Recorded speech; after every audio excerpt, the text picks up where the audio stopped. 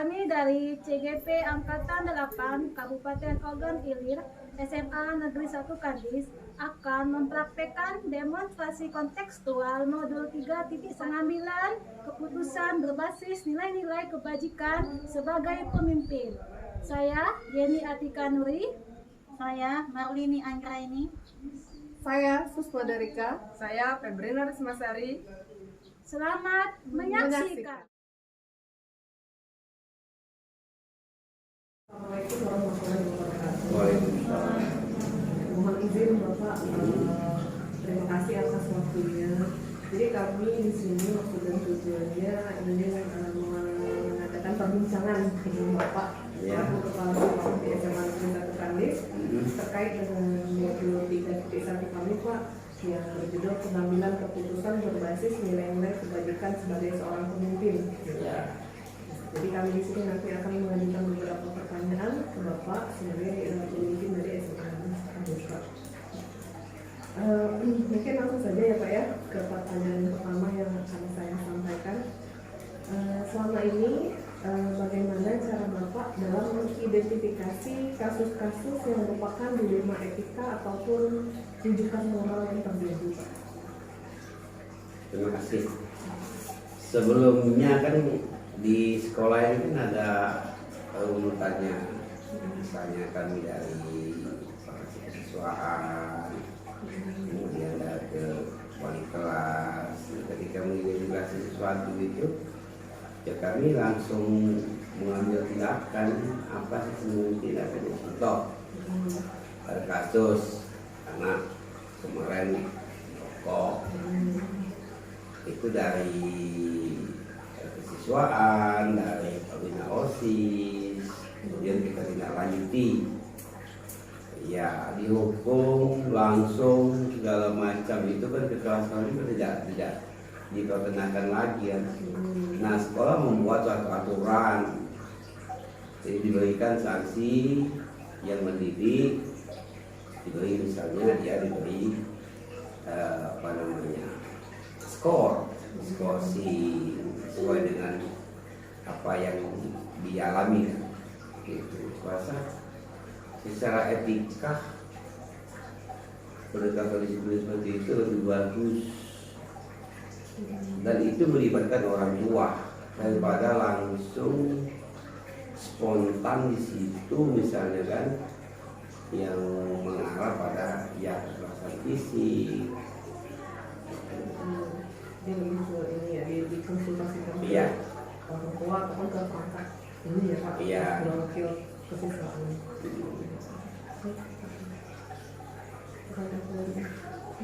Untuk pertanyaan berikutnya Pak, selama Bapak memimpin di sekolah kita ini, bagaimana Bapak mengambil keputusan yang terutama pada di mana kasus-kasus itu punya dua kepentingan yang sama-sama kita anggap benar. Dilema Tapi keputusan itu pasti ada dilema. Tapi kan kita kan punya apa namanya softnya ya. Keputusan berdasarkan soft, tidak serta merta, tidak secara emosi. Yang jelas kan setelah ada itu kan akan mencari solusi, mencari penyelesaian. Jadi tentu kami berdasarkan soft yang ada. Walaupun sedilema apapun, pada contoh kemarin ada siswa kita yang tak lulus, kemudian terjadi semacam ya membahayakan guru kita kan. Nah itu kita kami langsung mengawal di situ, karena kalau dibiarkan saja ya itu akan berimbasnya fatal.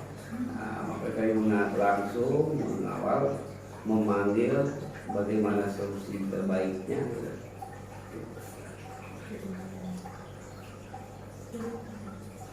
Pertanyaan ketiga Pak. Iya. Langkah-langkah atau prosedur seperti apa yang biasa Bapak lakukan selama ini? Yang mana?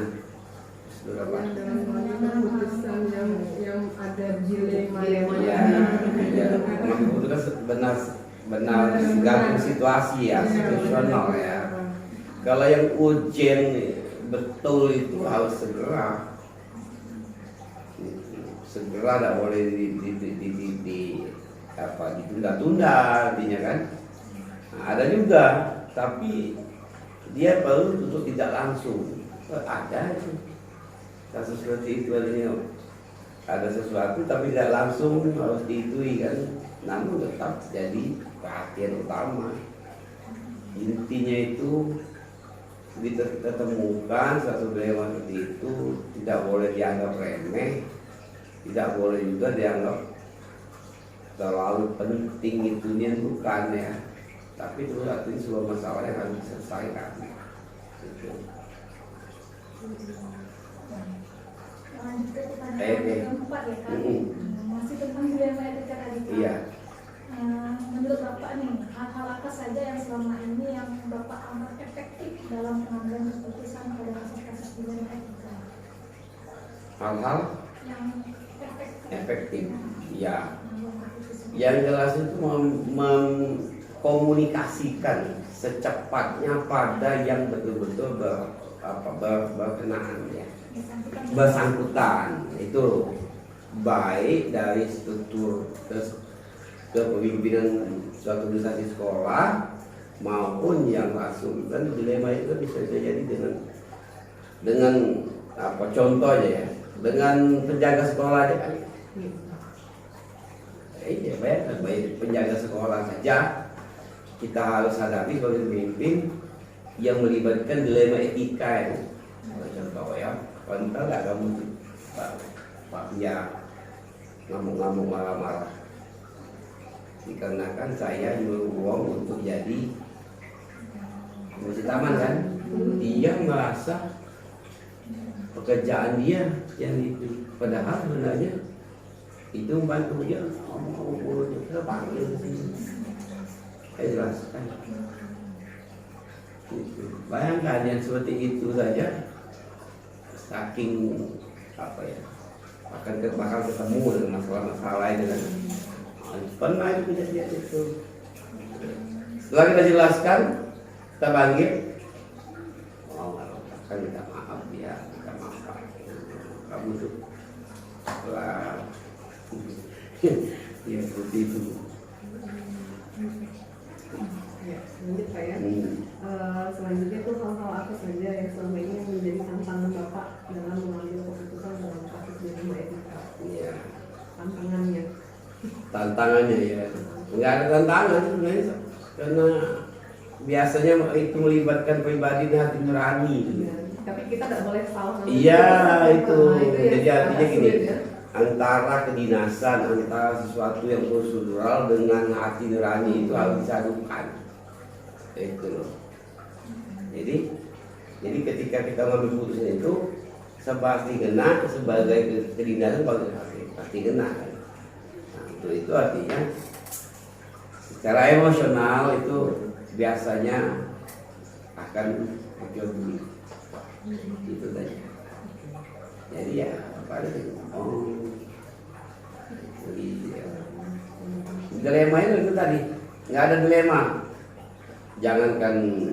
Jangankan guru, jangan siapa saja siswa ataupun seorang penjaga sekolah pun harus kita pikirkan.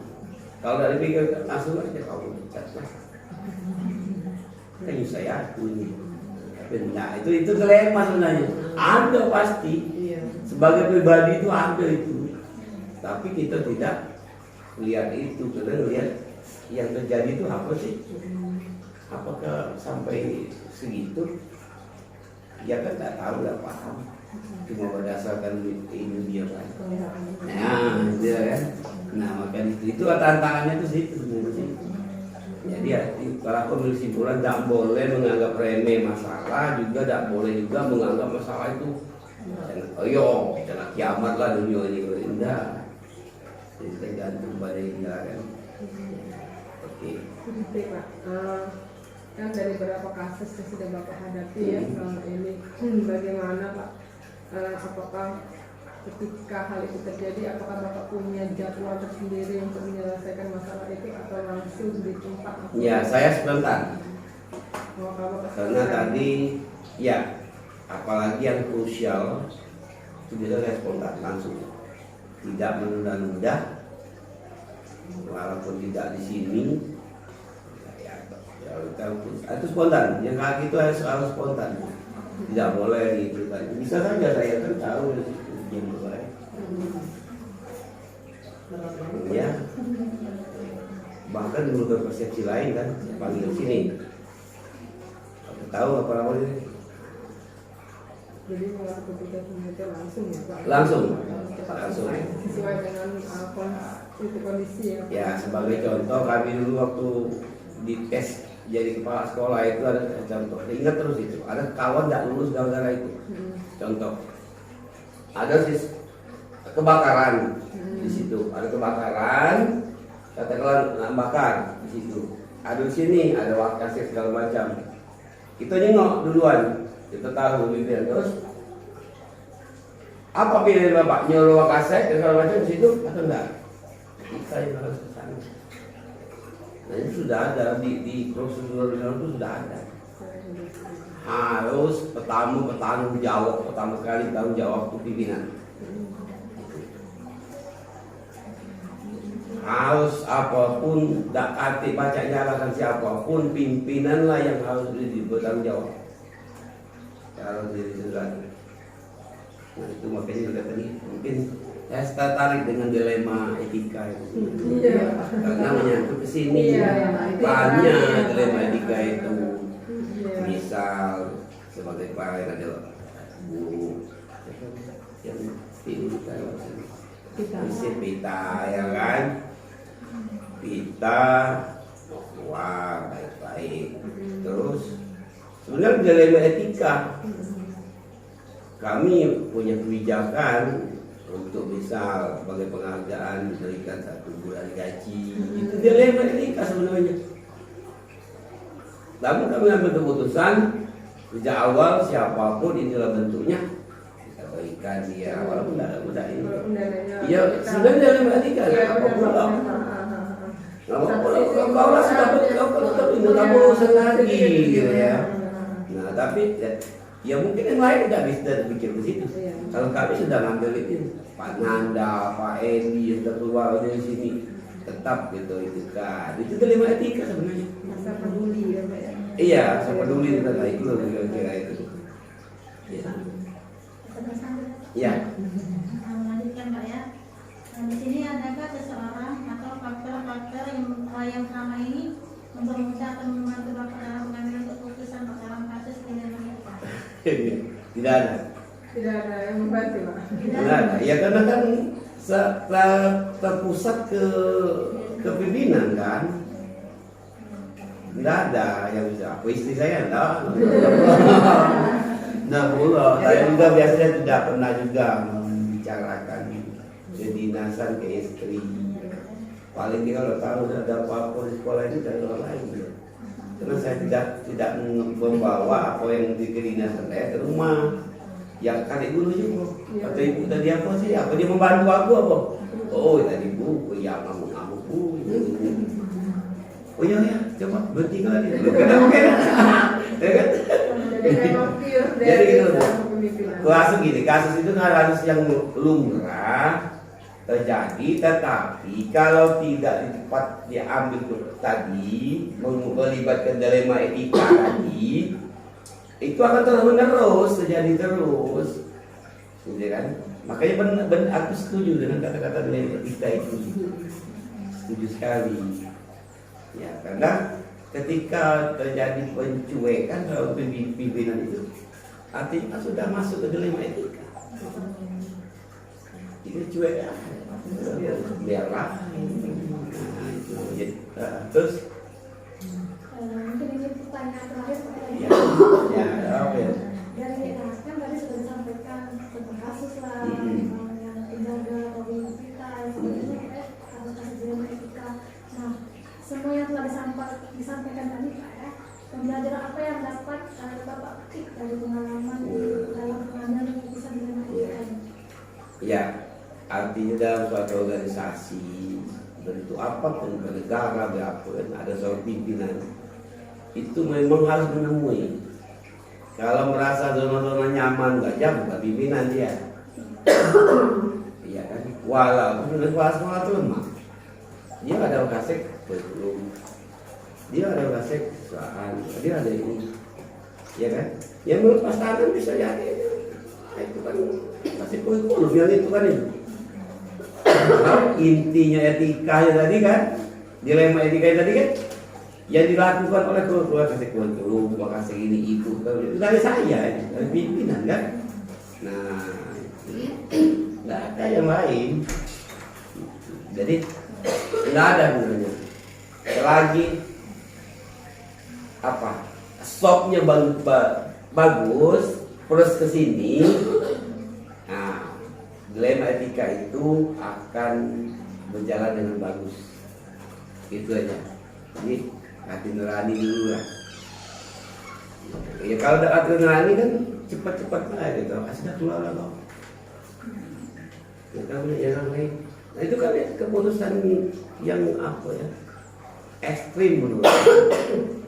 Makanya satu lagi saya balik ke data saya jauh-jauh yang pulang kepala ini. Pak Edi Manto itu dulu keponakan tuh. Ya, aku suruh ke sini. Ya, aku suruh ke sini. Kamu kalau kamu bisa jadi suatu saat bisa dianggap PNS. Contohnya umur 30 tahun itu dapat. Pokoknya dengan gaji 750 tuh uang ini Mandera lah dikit lah mas, sudah ada ini. Kalau gitu sudah itu kamu uang kau ajak itu sabar-sabar, udah bisa naikkan gajimu dewe-dewe kan, uang baru ya kan. Nah, itu masuk dari etika sebenarnya yang sudah tahun-tahun gitu. Oh, oke, nanti saya akan ini kan sudah sekitar setengah bulan tidak masuk, kita beri toleransi, panggil pun sekarang bukan kamu pun bukan mamang kamu, tapi itu negara, kamu harus keluar. Itu sebenarnya dilema etika, bisa bahaya sih sebenarnya. Seperti itu intinya. Dan itulah seninya. Kalau ada latihan itu nggak perlu duduk balik itu. Iya kan sanggup jadi pimpinan itu kan saya negara aja. Sama laki-laki kamu cuma itu juga. Jadi pimpinan juga dia itu. Dah. Terima kasih atas perbincangannya. Kami minta maaf kalau kami terima kasih dengan waktunya. Kami izin tutup perbincangan kita hari ini. Assalamualaikum Pak, terima kasih. Saya senang.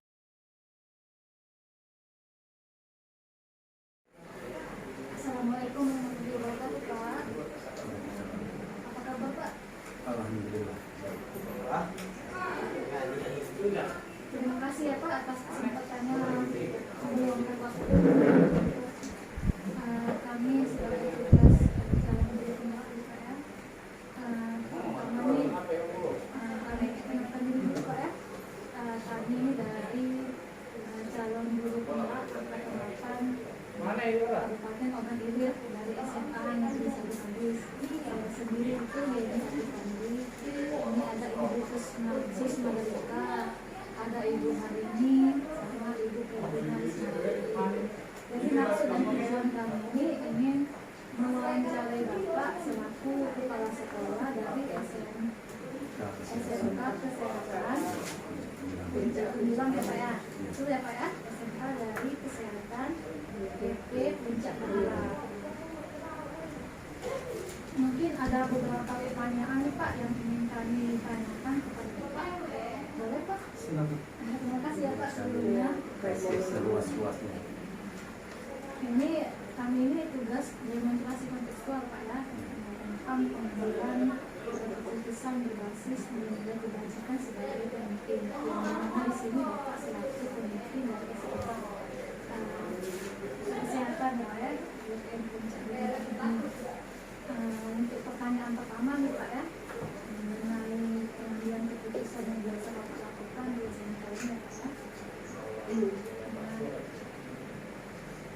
Selama ini, bagaimana Bapak dapat mengidentifikasi kasus-kasus yang merupakan dilema etika atau rujukan?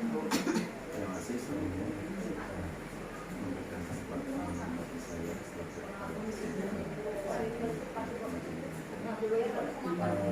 berdasarkan pengalaman kami sebagai kepala sekolah dan kami observasi kami mengalami sekolah kami mengenai ketika kasus ketika yang pertama yang jelas kita harus tahu definisi dari dilema etika dan rujukan moral. Jadi supaya apa? Jelas supaya bisa membedakan antara etika moral dan rujukan kepala sekolah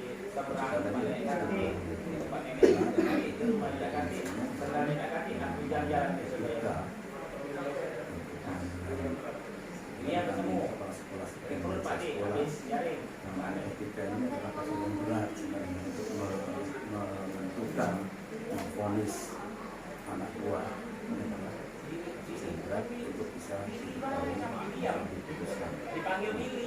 jelas pertama adalah mengidentifikasi, kemudian mengidentifikasi terhadap semua pemangku kepentingan yang nantinya akan terdampak dari keputusan yang akan kita keluarkan, terutama dari kami kita sosialisasi tadi kepada mereka, kita buat regulasi atau aturan yang sudah disepakati bersama di rapat resmi terutama kebiasaan dari kami, biar nantinya sudah tahu semua sosialisasi dan dari regulasi yang ada punishment-nya jelas, reward-nya nanti sudah jelas. Jadi tidak timbul istilahnya kesenjangan atau perbedaan yang namanya etika ini terkait dengan kesukaan kurikulum yang lain, beberapa yang lain tidak ada timbul saling fitnah sebagai anak buah terhadap keputusan kami sebagai mahasiswa. Ini yang pertama. Oke, lanjut ke pertanyaan kedua ya Pak. Selama ini bagaimana Bapak menjalankan pengambilan keputusan di sekolah, terutama untuk kasus-kasus di mana ada dua kepentingan yang sama-sama benar Pak, dan sama-sama mengandung nilai-nilai kebajikan? Yang pertama adalah kita identifikasi dulu kasus yang ada seperti apa. Kemudian kita lihat nantinya dari misalkan ada dua kasus yang tidak benar, mana faedahnya yang paling utama dulu bagi kepentingan sekolah dari kedua itu yang paling bermanfaat untuk kepentingan sekolah. Kemudian kita sosialisasikan, kita rapatkan dengan stakeholder yang ada di sekolah. Jadi walaupun jadi satu sekolah, keputusan utama dari kepala sekolah, sebaiknya diusahakan dengan stakeholder yang ada di sekolah yang nantinya menjadi keputusan yang mufakat, disepakati bersama. Setelah itu baru disosialisasikan ke seluruh warga masyarakat atau warga sekolah yang ada di sekolah ini. Oke, lanjut yang ketiga Pak ya. Langkah-langkah atau prosedur seperti apa yang Bapak lakukan Pak selama ini? Langkah-langkahnya jelas. Yang pertama membuat regulasi atau aturan yang kita diskusikan dengan wakil, bendahara, atau hubungannya nanti pastinya outputnya menggunakan dana bendahara setelah koordinasi stakeholder sekolah regulasi, kemudian dirapatkan resmi dengan guru maupun komunitas sekolah. Setelah dirapatkan, disepakati, kita tuangkan dalam SK, kemudian baru dilaksanakan, disosialisasikan, dilaksanakan, kemudian ada namanya evaluasi, refleksi, apa-apa yang kurang nanti bisa diperbaiki untuk program selanjutnya.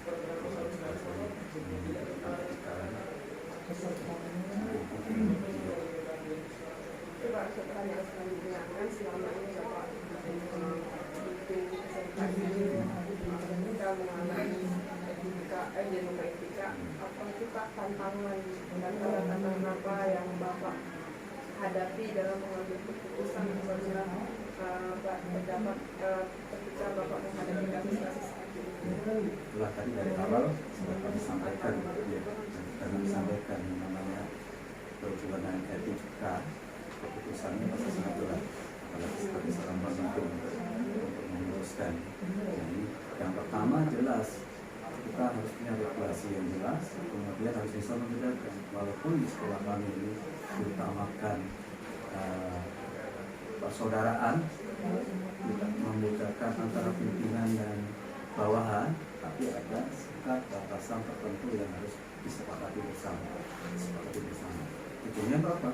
Tujuannya supaya antara pimpinan dan bawahan memang secara formal ya harus seperti itu, secara informal persaudaraan masih tetap dijaga, kemudian memisahkan antara kepentingan pribadi dengan saudara. Dan etika itu tidak hanya antara pimpinan kepala sekolah dan guru dengan siswa juga kan. Terkadang kita punya kasus pada waktu kenaikan kelas, ada sanak, ada adik, ada apa yang tidak bisa dinaikkan karena kasusnya berat, tapi karena kalau bahasa kita itu patasiku atau apa, patasiku, jadi ketika yang ada itu tertabrak, makanya dari awal harus buat regulasi yang jelas. Hal-hal yang memang benar-benar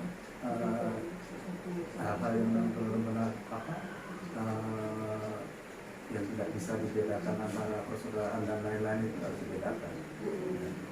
Menyangkut yang prinsip ya jelas di regulasi tidak bisa dibedakan. Begitu. Untuk pertanyaan selanjutnya nih Pak ya, tadi kan sudah ada tantangan. Kalau selama ini yang Bapak anggap efektif dalam pengambilan keputusan dari kasus-kasus tersebut seperti apa? Kalau saya terbiasa tidak bisa membuat keputusan sendiri, karena nantinya kalau membuat keputusan sendiri namanya itu belum tentu keputusan saya walaupun saya pimpinan di suatu sekolah benar. Hanya saya tugas saya punya anak buah namanya wakil wali kelas, ya kan? Guru itu harus jelas posisi. Ada kasus dengan siswa harus ditangani oleh guru yang nakal yang menjadi kelas. Kalau memang tidak bisa dari kelas itu urutannya. Tapi kalau dengan sesama guru, misalkan ada guru yang saling tidak akor, tidak apa yang kurang baik, ya, kami misalnya sebagai kepala sekolah manggil, observasi dulu dari pihak A, dari B, dari pihak guru yang lain. Tidak bisa diputuskan secara sepihak. Jadi memang harus benar-benar diobservasi, diamalkan, cari solusi terbaik dengan cara saling mengajak seluruhnya untuk yang terlibat dari musyawarah. Keputusan memang di saya lupa, tapi masih tetap mendengar pendapat dari ya, Oke, itu pertanyaan selanjutnya ya Pak. Dalam penyelesaian kasus dilema etika ini, apakah Bapak punya jadwal tersendiri dalam menyelesaikan kasusnya? Apakah ketika Bapak ketemu dengan kasus dilema etika, seketika itu juga diselesaikan di tempatnya? Kalau kami terbiasa ada dua. Yang pertama tiap bulan dan ada rapat namanya rapat bulanan. Kita lihat, kita evaluasi apa yang terjadi dalam satu bulan. Ada kasus pada siswa, ada dengan masyarakat. Kalau memang dalam satu bulan itu ada kasus ya pasti tapi ada juga situasional ya. Sebelum rapat atau masih di agenda masih jauh beberapa minggu kan ada kita selesaikan pada waktu itu. Karena yang namanya dilema etika ini kalau tidak segera diselesaikan akan berlangsung semakin membesar.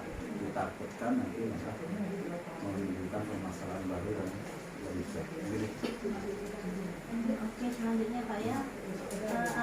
seseorang atau faktor-faktor yang membantu Bapak dalam mempermudah pengambilan keputusan dalam bidang etika. Faktor-faktor yang jelas pengalaman, ibu pengalaman. Yang namanya masalah perasaan, masalah keputusan. Yang namanya etika kan masalah keputusan, tidak dengan logika, tidak bisa dengan pengalaman. Kalau kita sudah punya pengalaman atau pribadi seorang pendidik, pastinya bisa mengatur emosional kita. Emosional kita bisa diatur, otomatis bisa mempertimbangkan keputusan apa yang terbaik yang bisa kita putuskan. Terlepas sekali lagi harus meminta pertimbangan dari para wakil atau yang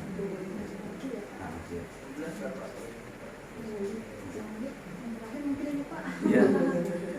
Dari kan waktu tadi bilang berbicara tentang pengalaman. Apa sih Pak pelajaran yang bisa Bapak dari berbagai pengalaman Bapak dan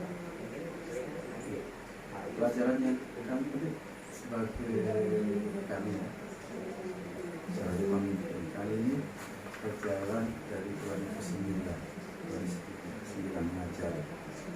Basicnya bukan guru sebenarnya, basicnya bukan guru. Kemudian kasih amanah untuk menganalisis di SMA. Kemudian 2016 mahasiswa kami di SMA gratis menjadi amanah untuk mendirikan SMK di Surabaya. Jadi apa kan pelajarannya yang jelas bagi seorang pendidik tidak serta-merta kita mendapatkan tingkat emosional yang stabil secara langsung dari pengalaman yang ada, dari proses yang ada, dari tanggung jawab yang kita laksanakan, dari amanah yang kita dapat kita laksanakan dengan sebaik-baiknya. Insya Allah nantinya bisa meningkatkan